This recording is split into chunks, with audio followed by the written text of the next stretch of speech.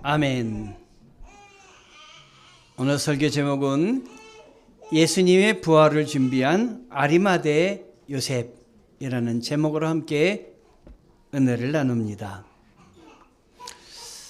여러분, 아리마대 요셉, 이 아리마대 요셉은 어떤 사람입니까? 성경에 등장하지 않다가 마지막 예수님이 십자가에 달리셨을 때 혜성같이 나타난 귀한 사람입니다. 그러나 우리 기독교에서는 아주 그의 그 큰 족적을 남긴 사람이라 말할 수 있겠습니다. 성경에 십자가형을 받고 모두가 뿔뿔이 흩어질 때 극적으로 빌라도 궁간에 나타난 사람이 바로 아리마대 요셉인데, 성경은 이렇게 표현하고 있습니다. 날이 저물자 아리마대 사람 요셉이라는 한 부자가 왔습니다. 그 사람도 예수님의 제자였습니다. 요셉이 빌라도에게 가서 예수의 시신을 달라고 청하자 빌라도는 내주라고 명령했습니다. 이 57절, 58절에서 여러분이 알 수 있는 말씀은 무엇입니까? 바로 요셉이란 한 부자가 있었는데 그 사람도 예수의 제자였다라고 하는 것입니다. 12제자만 제자가 아니라 예수님을 따르는 많은 제자가 있었다. 그리고 이 제자 요셉은 감히 총독 빌라도, 아무나 상대할 수 없는 총독 빌라도에게 가서 그것도 중요한 죄수의 시신을 달라고 청했다고 하는 것입니다. 그리고 빌라도는 놀랍게도 이 청에 응해서 내주라고 명령을 했다. 57절, 58절 말씀인데 59절, 60절의 말씀도 조금 이따가 한번 보겠습니다. 마가복음 15장 43절에는 아리마대 사람 요셉이 용감하게 빌라도에게 가서 예수의 시신을 내어달라고 요청했습니다. 그는 존경받는 유대 공예의 은으로 자기도 그 자신도 하나님 나라를 기다리는 사람이었습니다. 아리마대 요셉에 대해서 마태, 마가, 누가, 요한에 이렇게 구체적으로 조각조각 이야기하고 있는데, 그것을 합쳐보면 이렇습니다. 용감한 사람이었다. 빌라도에게 시신을 내어달라고 요청했다. 유대 공예의 회원이었다. 하나님을 기다리는, 하나님 나라를 기다리는 사람이었다. 유대 공예의 회원이라면 대단한 유대의 권력을 갖고 있는 사람인데 그 권력자들에게서도 제자가 있었다. 참 놀라운 사실이 아닐 수 있습니다. 많이 배운 사람이나 못 배운 사람이나 하층민이나 상층민이나 상류층이나 권력자나 권력이 없는 사람이나 다 예수 그리스도가 필요했다. 그는 놀랍게 예수 그리스도를 구주로 모셨는데 하나님 나라를 기다리는 사람이었다 하는 것을 우리는 이 짧은 성경을 통해서 알 수가 있습니다.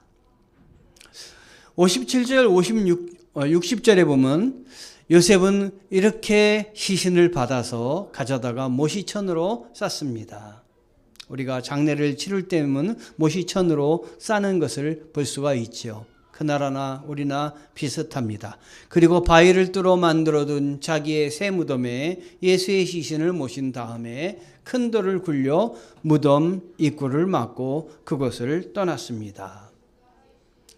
우리는 이 말씀, 짧은 말씀을 통해서 유대의 그 무덤은 삼중 구조를 갖고 있음을 알 수가 있습니다. 자, 먼저 외쪽에 바위입니다. 바위를 뚫어서 만들어 바위를 뚫습니다. 뚫면 그 안에 그 시신을 모실 수 있는 장소를 만듭니다. 그리고 바위를 뚫었기 때문에 뚫은 바위에 아무나 출입을 할 수 없도록 문을 만듭니다. 예수님의 경우에는 문 대신 바위를 굴려가지고 입구를 막았다 이렇게 쓰여져 있으니까 문을 막은 것이 바위였습니다. 그 다음에 들어가면 시신을 모실 만한 큰 공간이 있습니다. 안에 네 벽이 있습니다. 외벽은 바위이고 이중구조 내벽이 있고, 그리고 그 끝에 가보면은 관이 있는데 보통 돌로 관을 만드는, 또 나중엔 납골당으로도 하기도 하는 이 무덤 삼중구조로 되어 있습니다. 예수님을 여기다가 모신 것입니다. 그리고 무덤 입구를 막고 이 요셉은 그곳을 떠났던 것입니다. 그렇다면 여기서 의문이 생깁니다. 저는 그런 의문을 한번 가져봤습니다. 요셉이 예수님의 부활을 알았을까 하는 것입니다. 알고 했을까 하는 것입니다. 제가 질문하고 제가 내린 결론은 몰랐을 거다라는 생각을 해봅니다. 왜냐하면은 어떤 그 재미있게 말하는 학자들이 이렇게 얘기합니다. 예수님의 부활을 알았을 거다. 그렇다면 자기 무덤을 예수님이 3일 동안만 사용할 거라는 걸 알았다. 그 뭘 말하는 겁니까? 요셉은 고도의 계산을 한 사람이다. 손해볼 일이 없다. 그리고 역사에 자기 이름이 남겨지는 큰 족적을 택하는 길을 택한 아주 머리 좋은 사람이다. 예수님의 부활을 알았다면 3일 동안만 사용하실 줄 아마 알았을 것입니다. 그러나 그는 예수님의 부활을 기대는 했지만 그렇게 생각을 하지 못했다. 제가 내린 결론입니다. 그러나 예수님께서는 그의 믿음을 이끄셔서 부활에 참여하게 하셨습니다. 그의 족적을 이끄셔서 부활에 참여하게 하셨습니다. 시작은 미미하나 주님께서 그를 통해서 크게 역사하여 주셨습니다.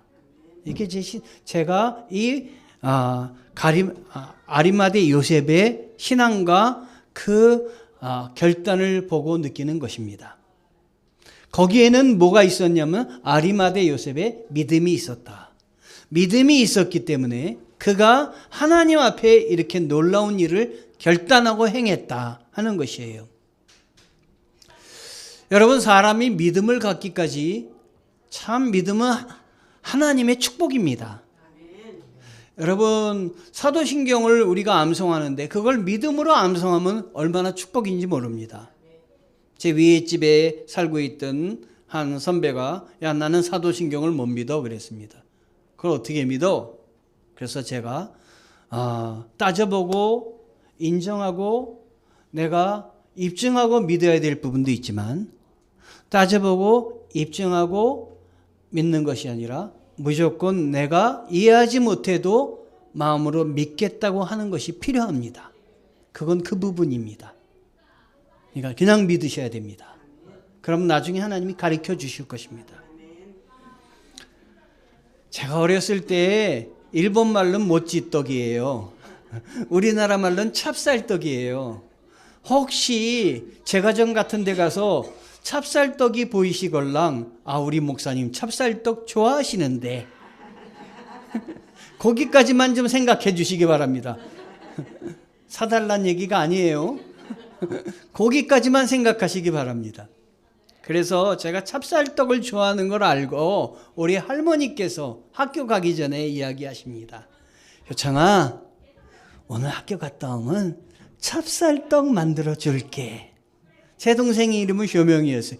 효명아, 너도 만들어 줄 테니까 같이 먹어. 끝나고 바로 와. 학교 끝나면 전 어떻게 합니까? 달려갑니다.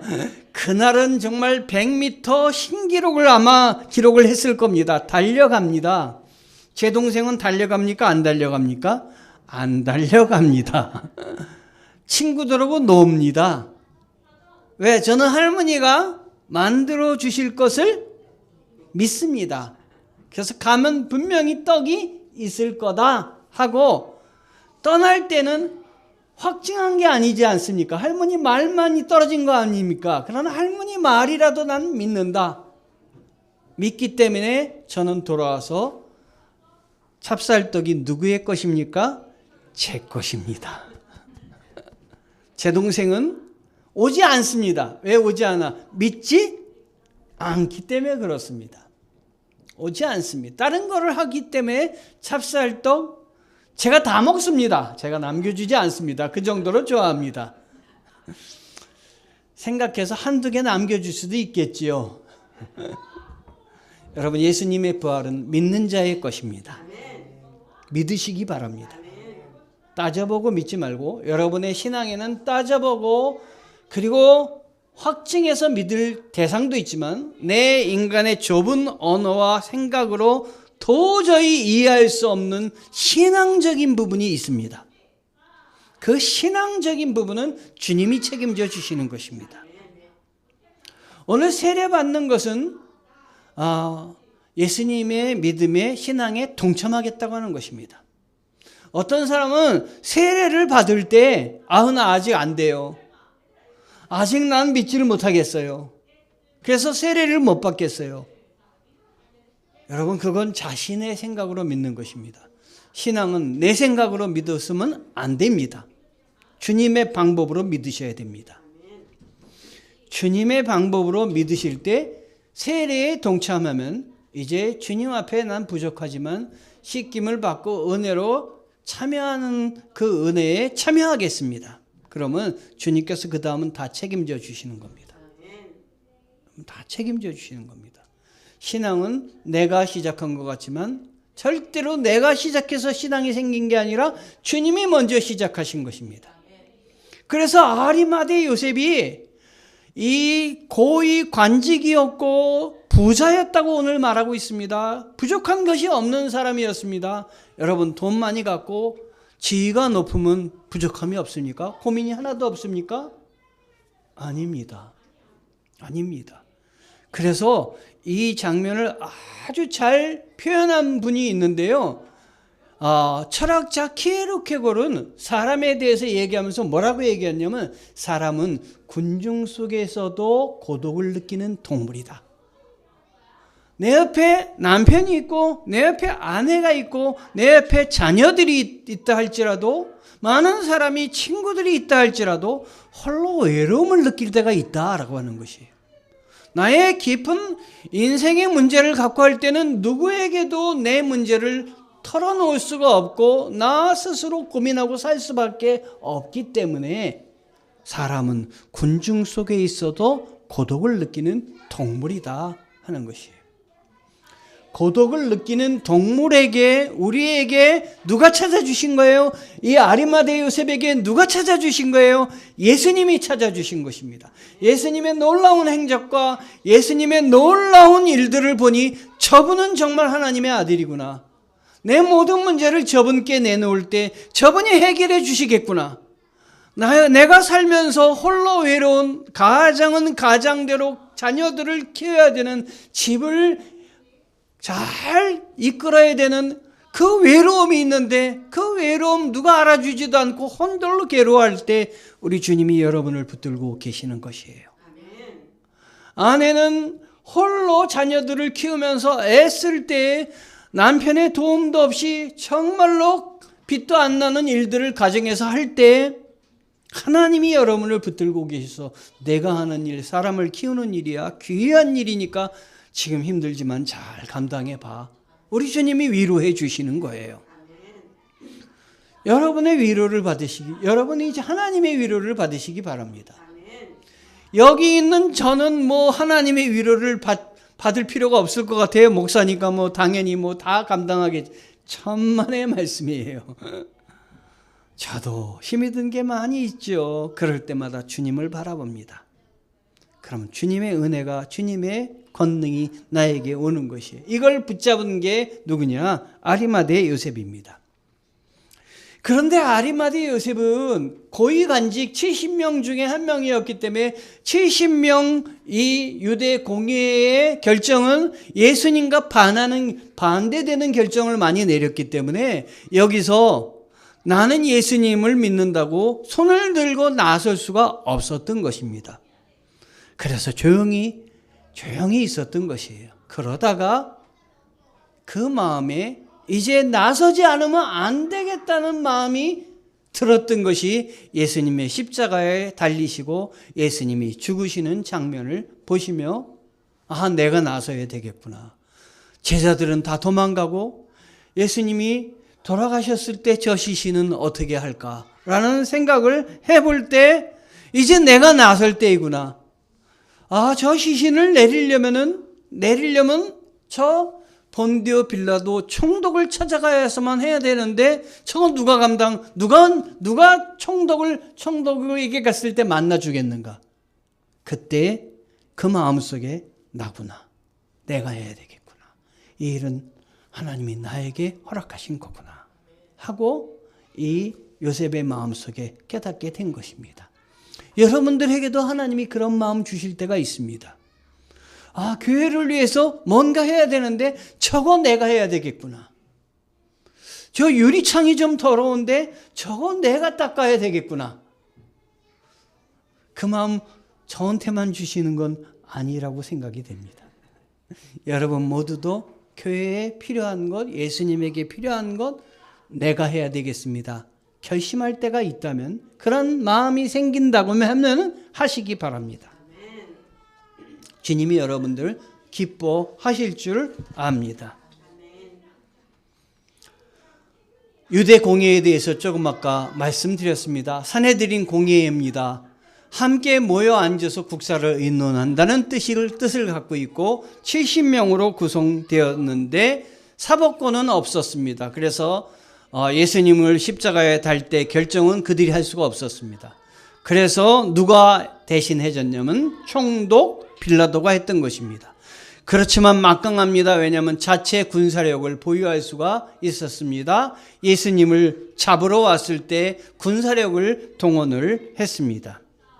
아리마대 요셉은 그 공예의 회원으로서 자기 무덤을 가질 정도로 굉장히 부자였습니다. 존경받는 공예의 회원이었고 하나님 나라를 기다리는 사람이었다 말을 하고 있습니다. 로마 제국이 아닌 하나님이 통치하시는 나라를 사모하였던 사람입니다. 이 요셉의 관심사는 부와 명예보다 하나님 나라에 관심이 있었고 하나님 나라가 임하기를 기대하며 기도를 했습니다. 우리도 주기도문으로 암송을 하는데 아버지의 나라가 오게 하시며, 이게 하나님 나라입니다. 하나님 나라가 오게 해달라고 우리 기도하는데 우리도 요셉처럼 정말 하나님 앞에 열심히 기도를 해야 되겠습니다. 마태와 요한이 기록한 요셉에 대해서 보면 예수님의 제자였다. 아까 성경 말씀을 통해서 보셨죠? 우리가 살면서 무엇에 관심을 갖고 있느냐에 따라 우리의 인생이 달라지는데 이 아리마대 요셉은 예수님에게 관심이 있었습니다. 그러나 가룟 유다는 말씀보다 재물에 관심이 많았습니다. 결국 그는 하나님을 버리고 이 아리마대 요셉은 끝까지 주님을 붙들었습니다. 하나님 나라의 감화를 받았습니다. 제자들은 도망가기에 급급했습니다. 그러나 아리마대 요셉, 그는 마지막에 끝까지 용기를 내고 자신의 지위를 이용해서 한 사람, 누구를 만났습니까? 바로 본디오 빌라도를 만났습니다. 이것은 요셉의 아름다운 헌신입니다. 자, 여기까지는 제가 조금 아까 말씀드렸던 귀한 말씀들입니다. 그런데요, 아리마대 요셉이 이렇게 용기를 내서 이 시신을 가져다가 자기의 만들어 놓은 무덤에 모셨다.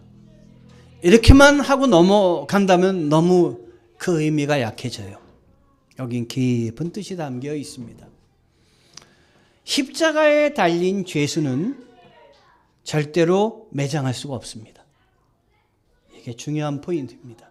십자가에 달린 죄수는 어마어마한 죄를 지고 죽었기 때문에 이 죄수는 땅을 더럽힐 땅은 신성하다고 생각했습니다. 땅을 더럽힐 수가 없습니다. 그러니까 그 땅에다 매장할 수가 없는 것입니다. 그렇다면 죽은 이 시신은 누구의 시신이냐면 죄수의 시신입니다. 죄수로 끝나는 것입니다. 그런데 죄수로 끝날 이 예수님의 시신을 모셔다가 땅에 매장을 했다가 하는 것은 부활을 준비하는 거룩한 시신으로 만들었다 하는 것이에요. 죽음의 자리에서 생명의 자리로 갈 수 있는 길을 누가 열어놨느냐? 아리마대 요셉이 자기가 준비한 것으로 열어놨다. 안 되는 걸 찾아가서 빌라도에게 가서 되게 했다. 하나님이 그렇게 예비하신 것입니다. 그것은 죄인으로 끝나는 인생이 아니라 죄인으로 끝날 인생을 의인으로 영생으로 바꿔주시는 일들을 하나님이 불가능한 걸 가능하게 했다 하는 것입니다. 여러분, 아리마대 요셉이 얼마나 대단한 일을 한 거예요. 기독교의 그 3대 순례지를 보면 로마 순례가 있는데 성 베드로 무덤이 거기 있습니다. 예루살렘 순례가 있는데 예수님의 무덤이 거기 있습니다. 산티아고 순례가 있는데 성 야고보의 무덤이 거기 있어요. 무덤을 순례하는 것이 기독교의 3대 순례지라고 합니다. 감람산 옆에 가면 예루살렘 성전 건너편에 가면 감람산이 있는데 감람산에 가면 이 무덤이 쫙 있어요. 이거 얼마나 많은 무덤이 있는지 몰라요. 왜 여기다 놨느냐? 예수님이 부활하실 때 제일 먼저 만나겠다고 여기 이렇게 무덤을 만들어 놨습니다. 그런데 준비한 무덤, 자기가 들어갈 무덤, 이 무덤을 요셉은 주님께 드린 것이에요. 조금 아까 얘기했듯이 저주받을 희신으로 남지 않고 주님의 구원을, 주님이 우리를 인류를 위해서 구원으로 가는 길을 닦아놓은 것이에요. 열어놓은 것입니다. 십자가의 죽음을 체험한 사람, 예수님의 제자가 된다는 것입니다. 십자가에 자기 자신을 날마다 못 박는다는 것이다. 예수님의 죽음에 참여하는 것은 예수님의 그 삶에도, 구원에도, 부활에도 참여한다고 하는 것입니다. 로마서 6장 8절에 이런 말씀이 있습니다. 만일 우리가 그리스도와 함께 죽었으면 또한 그와 함께 살 줄을 믿노라. 예수님의 죽음에 동참하는 자는 예수님의 부활에도 동참할 줄 믿습니다. 여러분이 언제부터 예수를 믿게 되었는지, 내가 언제부터 주님의 자녀가 되기로 했는지, 결단했는지 여러분이 기억한다면, 우리는 기억하지 못하고 주님의 자녀가 될 수도 있어요. 괜찮아요. 믿다 보면 주님이 나를 사랑하시는구나. 지금 이 시점에서 주님이 나를 사랑하시고 내가 주님의 자녀가 된 것을 믿는다면, 그러면 그 시기는 바로 부활의 시기예요. 주님과 함께 십자가에 죽은 우리들을 살려내신 거예요. 일부 예배 때 우리 외삼촌 말씀을 잠깐 드렸는데, 우리 외삼촌이 암에 걸리셨어요. 몇 세에 암에 걸리시냐면 90세에 암에 걸리셨어요. 그런데 우리 외할아버지께서 교회 장로님이셨어요. 그래서 교회를 위해서 헌신하시고 그냥 일이 있다가도 교회를 위해서 가서 일을 하시고, 그런 걸 보면서 외삼촌이 초등학교 선생님을 가족을 위해서 초등학교 선생님을 그때 하셨는데, 나는 우리 아버지처럼 안 믿을 거야. 얘기하시는 걸 들었어. 나는 우리 아버지처럼 안 믿을 거야. 그래서 나는 교회 장로는 절대 안 될 거야. 그럼 가족을 부양할 수가 없어. 가족들이 너무 고생해. 그래가지고 직분을 안 받으셨어요.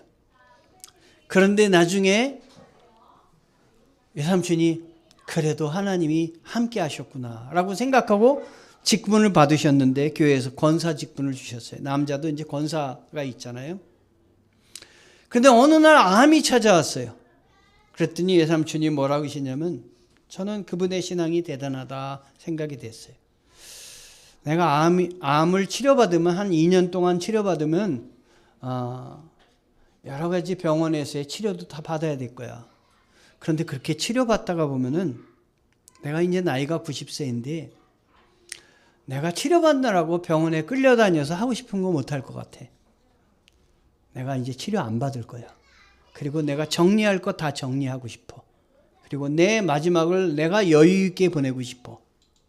그러면서 병원에 치료를 그만두시고 스스로 어디를 들어가셨냐면 요양원을 들어가셨어요. 요양원에 가서 내가 거기서 마지막을 보낼 거야. 그리고 요양원에서 허락을 받아서 나가고 싶을 때는 언제든지 밖을 다니셨어요. 모든 걸 정리하셨어요. 참 귀한 삶을 사셨구나. 왜 그러느냐? 부활을 믿었기 때문에 그래요. 주님 나라를 믿었기 때문에 그분은 이렇게 주님과 함께 모든 일을 결심하고 그리고 이 세상이 끝이 아니라는 걸 생각하고 사셨어요.